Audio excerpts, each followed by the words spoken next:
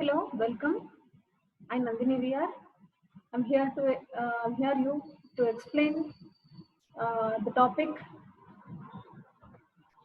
materials for making pattern, plastic, plaster, wax. So materials are for making pattern. So previous session also we have discussed about this materials for making pattern.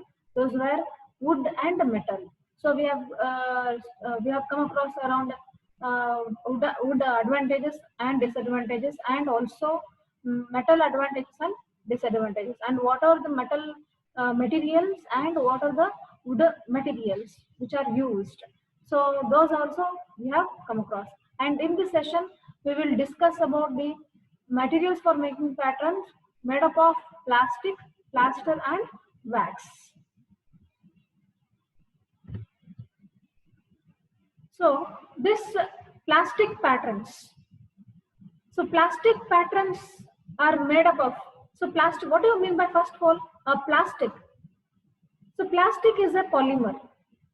Plastic is a polymer. So what is the polymer? So poly refers to many and mer refers to units. So polymer that refers many units. So that this plastic is a polymer, and this is a consider some other 5 to 6 materials are mixed to prepare the plastic.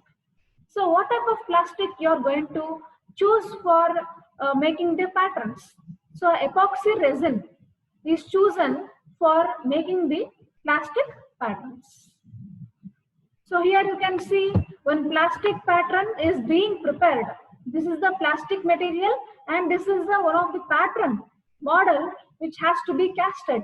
So ಈ ಒಂದು pattern material ನಾವು prepare ಮಾಡ್ತಾ ಇದೀವಿ. So some machining process ಇಂದ ಈ ಒಂದು plastic pattern ನ prepare ಮಾಡ್ಕೊಂತೀವಿ. So here they come across advantages of plastic and disadvantages of plastic. So advantages ಬಂದಾಗ it is more durable. More durable ಅಂದ್ರೇನು? Long life compared to wood. So compared to wood and metal, this also gives more longer life as compared to metal and wood. It is more durable. ಅಂದ್ರೆ ತುಂಬಾ long life ಅದು ಇರುತ್ತೆ. And next, it provides a smooth surface finish. So surface finish ನೋಡಿ, compared to metal ನಾವು ನೋಡಿದೀವಿ previous slide ಅಲ್ಲಿ, compared to metal and wood, the surface of the pattern material having of plastic, this is a very good surface finish. ಒಂದು surface finishing ಏನಿದೆ ಅಲ್ಲ, ಈ surface finishing very smooth fine finishing ಇರುತ್ತೆ compare to metal and wood. So of course this is a moisture resistant. The plastic pattern is a moisture resistant material. So moisture na absorb ಮಾಡ್ಕೊಳಂಗಿಲ್ಲ. ನೀರಿನ ಅಂಶ vet condition ಏನಾದರೂ ಇತ್ತಪ್ಪ, mould ಅಲ್ಲಿ vet condition ಇತ್ತಪ್ಪ ಅಂತಂದ್ರೆ ಇದು moisture ನ absorb ಮಾಡ್ಕೊಳಂಗಿಲ್ಲ. ಇನ್ ಕೇಸ್ ಆಫ್ ನಾವು ಪ್ರೀವಿಯಸ್ ಸ್ಲೈಡ್ ಅಲ್ಲಿ ಪ್ರೀವಿಯಸ್ ಸೆಷನ್ಸ್ ಅಲ್ಲಿ ಓದಿದೀವಿ about wood and metal. So ಆ ಒಂದು ವುಡ್ ಪ್ಯಾಟರ್ನ್ ನ ಮೋಲ್ಡ್ ಅಲ್ಲಿ ನಾವು ಪ್ಲೇಸ್ ಮಾಡಿದಾಗ, ಮೋಲ್ಡ್ ಅಲ್ಲಿ ಗ್ರೀನ್ ಸ್ಯಾಂಡ್ ಮೋಲ್ಡಿಂಗ್ ಪ್ರಾಸೆಸ್ ಮಾಡ್ಬೇಕಾದ್ರೆ there the wet condition is present in the mold. So due to that wet condition, the moisture which is in the mold will absorb by the wood pattern and metal pattern. So metal pattern absorb ಮಾಡ್ಕೊಂಡ್ರೆ rust ಆಗುತ್ತೆ. So and wooden pattern moisture ನ absorb ಮಾಡ್ಕೊಂಡ್ರೆ ಏನಾಗುತ್ತೆ, it may swell or it may shrink. So ಈ ತರ ಒಂದು disadvantage, ಈ ತರ ಒಂದು ಕಂಡೀಷನ್ ಈ ಒಂದು ಪ್ಲಾಸ್ಟಿಕ್ ಪ್ಯಾಟರ್ನ್ ಸರಿ ಅರೈಸ್ ಆಗಲ್ಲ. So that means it is a moisture resistant. It is completely a moisture resistant. If you place this plastic pattern in the mold, though the process, whichever the process is, green sand molding ಆಗಿರಲಿ, dry sand molding process ಆಗಿರಲಿ, ಯಾವುದೇ ಒಂದು process ನಾವು ಮಾಡಿದ್ರು ಕೂಡ, so whatever the moisture present in the mold, that will not be affected by the plastic pattern. And now next point, it does not involve any appreciable change in size or shape. So ನಾವು ಒಂದ್ ವೇಳೆ moisture observe ಮಾಡ್ಕೊಂಡ್ರೆ ತಾನೆ ನಾವು different shapes ಗೆ different size ಗೆ ಅದು ಆಗೋದು. ಇಲ್ಲಿ ಆ ತರ ಏನು ಚಾನ್ಸಸ್ ಇಲ್ಲ. So does not involve any appreciable change in size or shape. And compared to metal and wood, this is light in weight. So metal compare ಮಾಡಿದಾಗ ವುಡನ್ ಕಂಪೇರ್ ಮಾಡಿದ್ರೆ ವುಡ್ಕಿನ್ನ ಪ್ಲಾಸ್ಟಿಕ್ ಲೈಟ್ ಇನ್ ವೇಟ್ ಅಲ್ಲಿ ಸಿಗುತ್ತೆ ನಮಗೆ. So good strength of course this having good strength compared to wood compare ಮಾಡಿದ್ರೆ ಈ ಒಂದು plastic pattern has good strength not compare with metal compare ಮಾಡಿದ್ರೆ ಮತ್ತೆ ಇದು ವೀಕ್ ಇರುತ್ತೆ. ಸೊ ಗುಡ್ ಸ್ಟ್ರೆಂತ್ ಅಂದ್ರೆ compare to wood and metal little bit it has a good strength. And wear and corrosion resistance of course wear and corrosion resistance ಇದೇ ಇರುತ್ತೆ this part of view ಅಲ್ಲಿ. ನಾವ್ ಯಾಕಂದ್ರೆ ಈ moisture resistant ಆಗಿರೋದ್ರಿಂದ ಈ ಒಂದು resistance power wear resistance power and corrosion resistance power ಜಾಸ್ತಿನೇ ಇರುತ್ತೆ.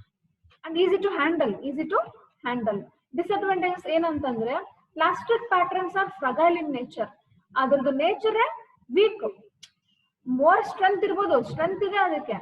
ಮಷಿನ್ ಮೋಲ್ಡಿಂಗ್ ಕೂಡ ಸೂಟಬಲ್. ಕೆಲವೊಂದು ಪ್ಯಾಟರ್ನ್ ಸೂಟಬಲ್ ಆಗ್ತವೆ, ಕೆಲವೊಂದು ಪ್ಯಾಟರ್ನ್ ಸೂಟಬಲ್ ಆಗಲ್ಲ.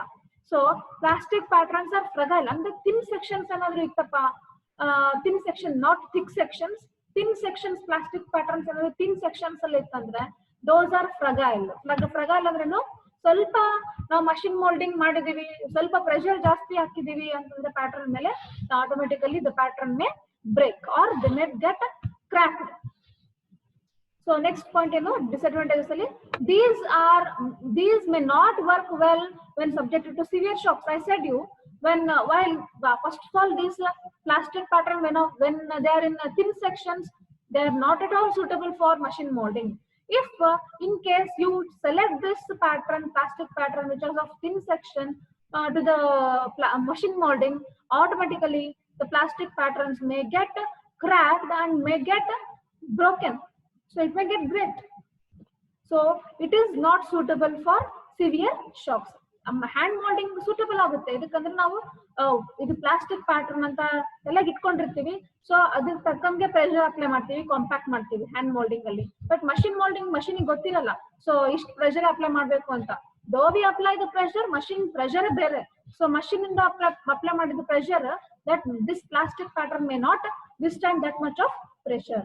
If it withstands, then automatically the plastic patterns may get fail to absorb the pressure and may get result in the cracked patterns. And next, plaster patterns. This is made up of gypsum cement. The plaster patterns are made up of gypsum cement. So ಏನಪ್ಪ ಅದು gypsum cement ಅಂತಂದ್ರೆ white cement ಇದ್ದಂಗೆ ಅದು.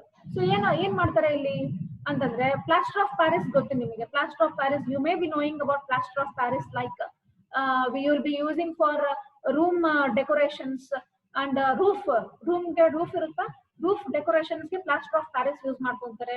So ಈ plaster ಇನ್ನೂ ಎಲ್ಲೆಲ್ಲಿ use ಮಾಡ್ತಾರೆ ಅಂತಂದ್ರೆ ಗಣಪತಿ ಹಬ್ಬಕ್ಕೆ ಬಂದಾಗ ಗಣಪತಿ ಪ್ರಿಪೇರ್ ಮಾಡ್ತಾರಲ್ಲ ಆ ಒಂದು ಮೆಟೀರಿಯಲ್ ಬಂದ್ಬಿಟ್ಟು ಪ್ಲಾಸ್ಟರ್ ಆಫ್ ಪ್ಯಾರಿಸ್. ಓಕೆ, ಇನ್ನು ಏನು ಹೇಳ್ಬೋದು ಅಂತಂದ್ರೆ ನಮ್ಗೆ ಏನಾದ್ರು ಫ್ರಾಕ್ಚರ್ ಆಗಿದೆ, ಕೈ ಕಾಲ ಏನಾದ್ರು ಫ್ರಾಕ್ಚರ್ ಆಗಿದ್ರೆ ಅದಕ್ಕೆ ಬ್ಯಾಂಡೇಜ್ ಕಟ್ಟಿರ್ತಾರೆ. ಸೊ ಕೈಗೆ ಏನಾದ್ರು ಫ್ರಾಕ್ಚರ್ ಆಗಿದ್ರೆ ಬ್ಯಾಂಡೇಜ್ ಕಟ್ಟಿರ್ತಾರೆ. ಸೊ ಆ ಬ್ಯಾಂಡೇಜ್ ವೈಟ್ ಕಲರ್ ಅಲ್ಲಿ ಇರುತ್ತಲ್ಲ, ಸೊ ಆ ವೈಟ್ ಏನದು ಪೌಡರ್ ಇರುತ್ತೆ. ಫಸ್ಟ್ ಆ ಪೌಡರ್ ನ ಸ್ಲರಿ ಫಾರ್ಮ್ ಅಲ್ಲಿ ಮಾಡ್ಕೊಂಡು ಈ ತರ ಹಚ್ಚಿರ್ತಾರೆ, ಇಲ್ಲ ಪೌಡರ್ ನ ಸ್ಪ್ರಿಂಕಲ್ ಮಾಡ್ತಿರ್ತಾರೆ, ಒಂದ್ ಕಡೆ ನೀರ್ನು ಸ್ಪ್ರಿಂಕಲ್ ಮಾಡ್ತಿರ್ತಾರೆ. ಸೊ ಇದಕ್ಕೂ ಯೂಸ್ಫುಲ್ ಇದು ಪ್ಲಾಸ್ಟರ್ ಪ್ಯಾಟರ್ನ್ಸ್. ಸೊ ಹೇಗ್ ಮಾಡ್ತಾರೆ ಪ್ಲಾಸ್ಟರ್ ಪ್ಯಾಟರ್ನ್ಸ್ ಅಂತ ತಿಳ್ಕೊಳ್ಳೋಣ ಇಲ್ಲಿ. ಸೊ ಪ್ಲಾಸ್ಟರ್ ಪ್ಯಾಟರ್ನ್ಸ್ ಮಾಡ್ಬೇಕು ಅಂದ್ರೆ ಇನಿಷಿಯಲಿ ಒಂದು ಪ್ಯಾಟರ್ನ್ ಇರ್ಬೇಕು, ಒಂದು ಪ್ಯಾಟರ್ನ್ ಇರ್ಲೇಬೇಕು. ಸೊ ಆ ಪ್ಯಾಟರ್ನ್ ವುಡ್ ಆಗಿರ್ಬೋದು ಇಲ್ಲ ಮೆಟಲ್ ಆಗಿರ್ಬೋದು. So nowadays you are going to use in wide range clay content ನ ಯೂಸ್ ಮಾಡ್ಕೊಂತಾರೆ ಪ್ಲಾಸ್ಟರ್ ಪ್ಯಾಟರ್ನ್ಸ್ ನ ಪ್ರೊಡ್ಯೂಸ್ ಮಾಡ್ಲಿಕ್ಕೆ. ಸೊ ಒಂದ್ ಪ್ಯಾಟರ್ನ್ ಇರುತ್ತೆ, ಆ ಪ್ಯಾಟರ್ನ್ ಮೇಲೆ ಏನ್ ಮಾಡ್ತಾರೆ, ಸೊ ಪ್ಲಾಸ್ಟರ್ ಇರುತ್ತಲ್ಲ, ಜಿಪ್ಸಮ್ ಸಿಮೆಂಟ್ ಪೌಡರ್ ಫಾರ್ಮ್ ಅಲ್ಲಿ ಇರುತ್ತಲ್ಲ, ಆ ಪೌಡರ್ ಫಾರ್ಮ್ ಅಲ್ಲಿ ಇದ್ದದನ್ನ ಸಿಮೆಂಟ್ ಪೌಡರ್ ಫಾರ್ಮ್ ಅಲ್ಲಿ ಇರುತ್ತಲ್ಲ,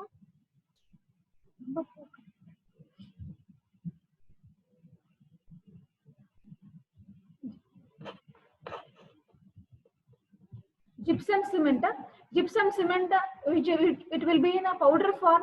For that powder form of the plaster of Paris, you are going to add the water content, suitable proportions alli powder form of gypsum cement and water content na mix ಮಾಡ್ಕೊಂಡು they will form a slurry.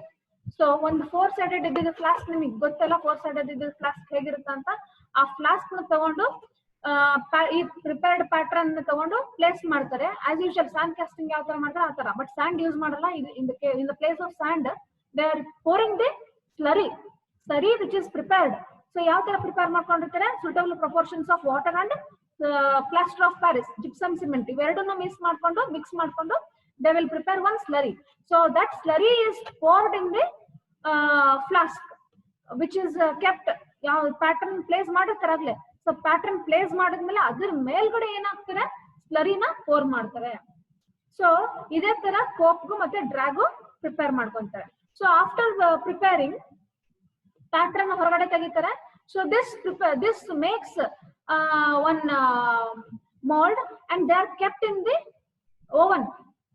Okay, they are kept in the oven for moisture removing. ಅದು ಸ್ವಲ್ಪ time ಬಿಟ್ಟಾಗ ಅದು solidified ಆಗ್ಬಿಡುತ್ತೆ, ಅದು completely compact ಆಗ್ಬಿಡುತ್ತೆ. ಯಾಕೆ ಅಂತಂದ್ರೆ this has a good moisture content ನ ಅಬ್ಸರ್ವ್ ಮಾಡ್ಕೊಂಡು ತುಂಬಾ ಜಲ್ದಿ ಅಬ್ಸರ್ವ್ ಮಾಡ್ಕೊಳ್ಳುತ್ತೆ ಈ ಒಂದು gypsum cement. So this is a good advantage of that. And so here you can see there is a oven here. Oven ಅಲ್ಲಿ ಏನ್ ಮಾಡ್ತಾರೆ ಅಂತಂದ್ರೆ ಈ ಪ್ರಿಪೇರ್ಡ್ ಮಾಲ್ಡ್ ನ ತಗೊಂಡೋಗಿ ಕಂಪ್ಲೀಟ್ ಆಗಿ ಓವನ್ ಶಿಫ್ಟ್ ಮಾಡ್ತಾರೆ. So they are baking that mould. So suitable temperature ಅಲ್ಲಿ ಬೇಕ್ ಮಾಡ್ತಾರೆ. What ever the left over content, moisture content ಏನಾದ್ರು ಇತ್ತಪ್ಪ ಮಾಲ್ಡ್ ಅಲ್ಲಿ ಅಂತಂದ್ರೆ that will be completely removed.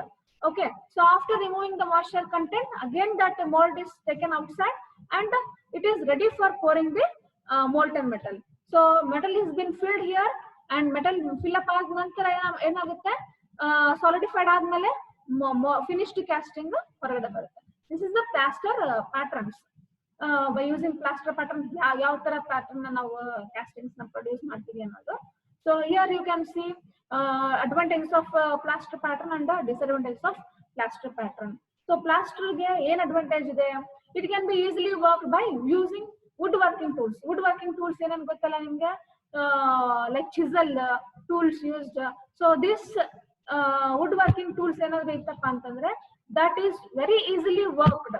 plaster ಗೆ ನಾವು ಒಂದು ಶೇಪ್ ಕೊಡ್ಬೇಕು, ಪ್ಲಾಸ್ಟರ್ ಪ್ಯಾಟರ್ನ್ ಏನಾದ್ರು ಶೇಪ್ ಕೊಡ್ಬೇಕು ಅಂತಂದ್ರೆ ವುಡ್ ವರ್ಕಿಂಗ್ ಟೂಲ್ಸ್ ಇಂದಾನೆ, ಮಷಿನ್ ವರ್ಕಿಂಗ್ ಟೂಲ್ಸ್ ಅಲ್ಲ, ವುಡ್ ವರ್ಕಿಂಗ್ ಟೂಲ್ಸ್ ಇಂದಾನೆ ನಾವು ಈಸಿಯಾಗಿ ಒಂದು ಶೇಪ್ ನ ನಾವು ಪ್ರೊವೈಡ್ ಮಾಡ್ಬೋದು. ಯಾವ್ದಕ್ಕೆ, ಪ್ಲಾಸ್ಟರ್ ಪ್ಯಾಟರ್ನ್ ಗೆ.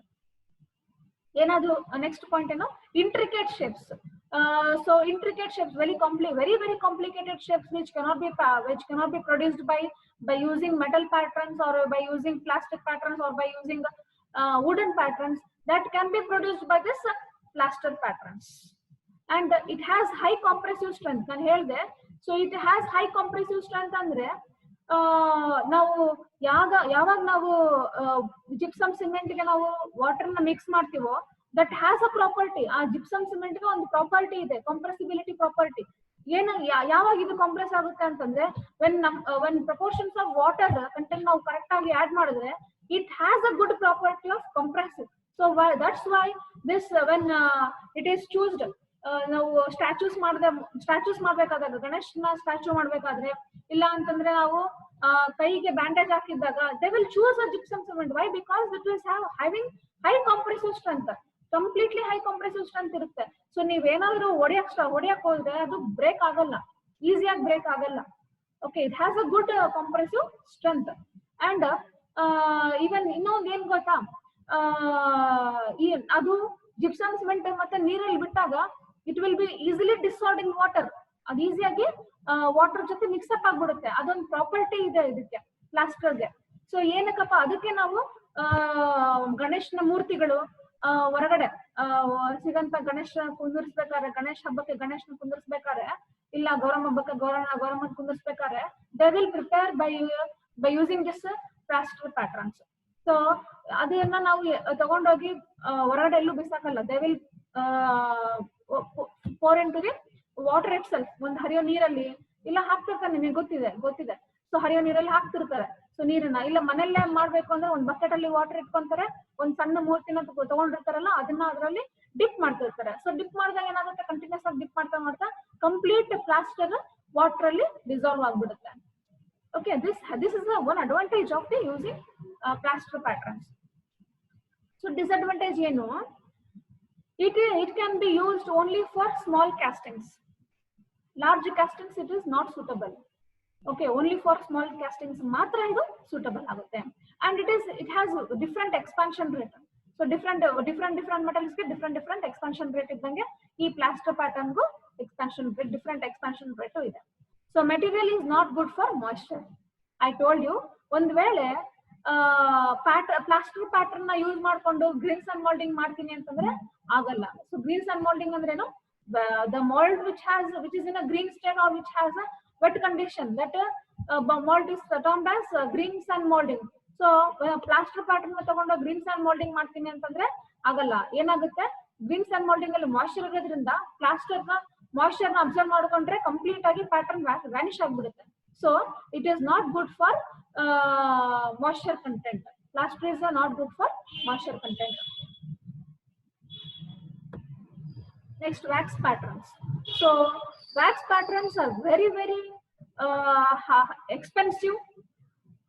So ಯಾಕೆ ನಾವು wax patterns ನ choose ಮಾಡ್ಕೊಂತೀವಿ ಅಂತಂದ್ರೆ, so investment casting process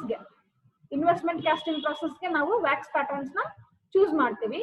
And this wax patterns are very good surface finish. It gives very good surface finish to the castings, and good dimensional accuracy with good surface finish we can achieve in the castings. So what type of wax patterns are choosable? So ಯಾವ type of wax patterns na choose ಮಾಡ್ತೀವಿ ಇಲ್ಲಿ? Shallow wax na prefer ಮಾಡ್ತೀವಿ, and also B wax na prefer ಮಾಡ್ತೀವಿ. Widely used wax ಬಂದ್ಬಿಟ್ಟು B wax, B wax use ಮಾಡ್ತೀವಿ. And so investment ಇದು wax patterns ನಾವು sand castings use ಮಾಡಲ್ಲ, ಬೇರೆ ಯಾವ ಪ್ರಾಸೆಸ್ ಯೂಸ್ ಮಾಡಲ್ಲ. It is only used for investment castings. This investment casting is also called as lost wax process ಅಂತಾನು ಕರಿತೀವಿ ನಾವು ಈ wax investment castings. So this advantage of wax patterns ಅಂದಾಗ ಏನೇನು ಅಡ್ವಾಂಟೇಜ್, ವ್ಯಾಕ್ಸ್ ಪ್ಯಾಟರ್ನ್ಸ್ ನ use ಮಾಡ್ಕೊಂಡ್ರೆ ಏನ್ ಅಡ್ವಾಂಟೇಜಸ್ ಸಿಗುತ್ತೆ ಅಂತಂದ್ರೆ, it gives very good surface finish. ನಾ ಹೇಳ್ದಂಗೆ it gives very good surface finish to the castings.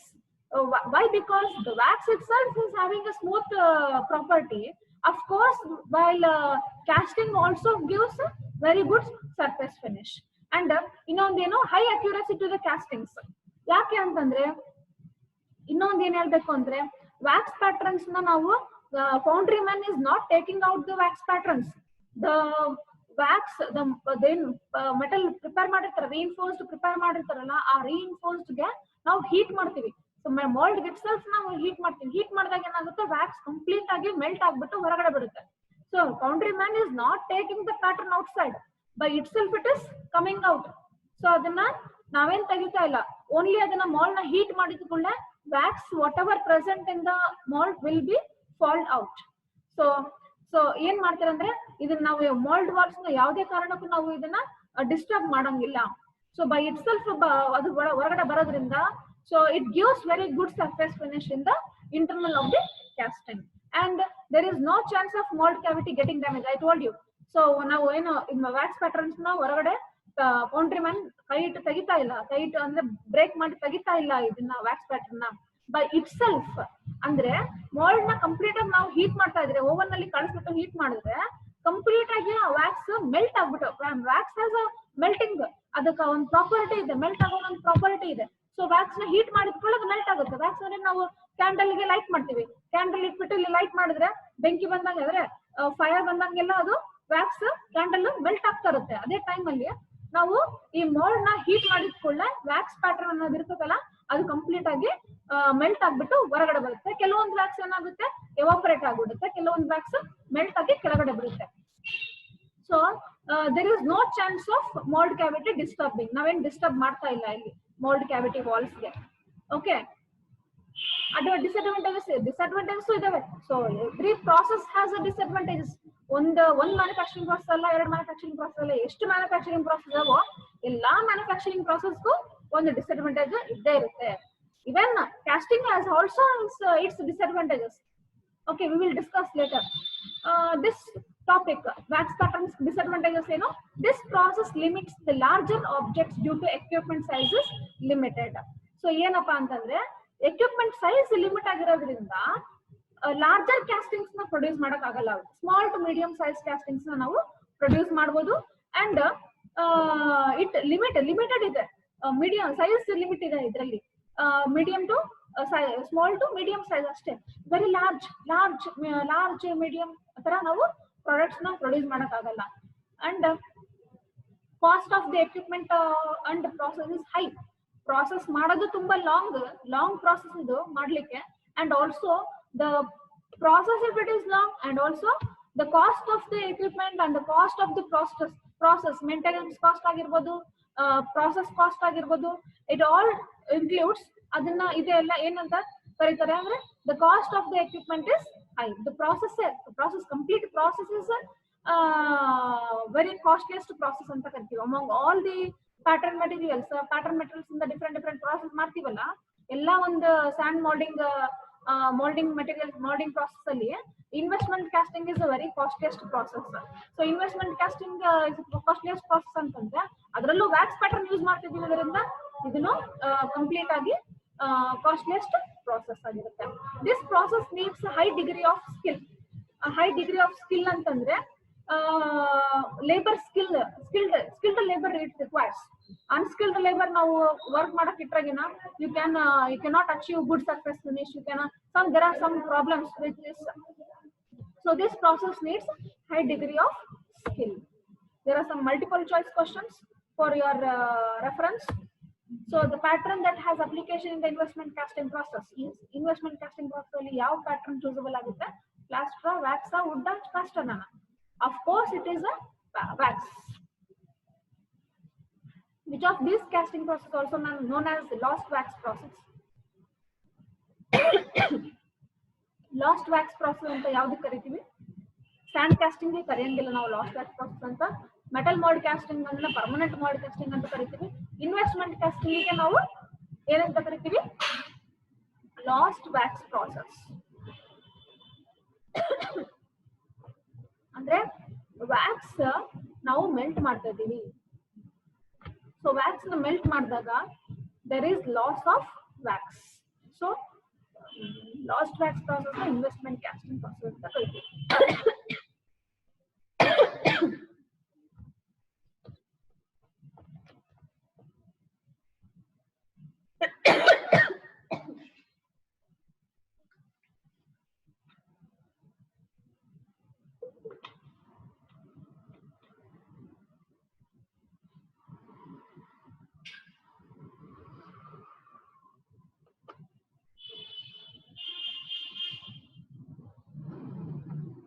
So next question is, which of the following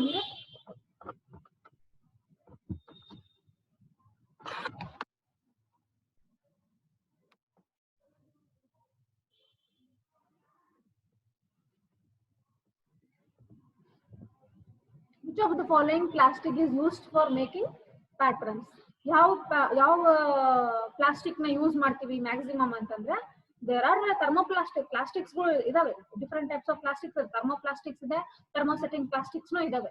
so ಅದರಲ್ಲೂ ನಾವು ಸೆಲೆಕ್ಟ್ ಮಾಡ್ಕೊಂತೀವಿ. ಥರ್ಮೋಸೆಟಿಂಗ್ ಪ್ಲಾಸ್ಟಿಕ್ಸ್ ಅಲ್ಲೂ ನಾವು ಥರ್ಮೋಪ್ಲಾಸ್ಟಿಕ್ಸ್ ಅಲ್ಲೂ ನಾವು ಸೆಲೆಕ್ಟ್ ಮಾಡ್ಕೊಂತೀವಿ. So what type of plastic pattern is ಚೂಸ್ಡ್?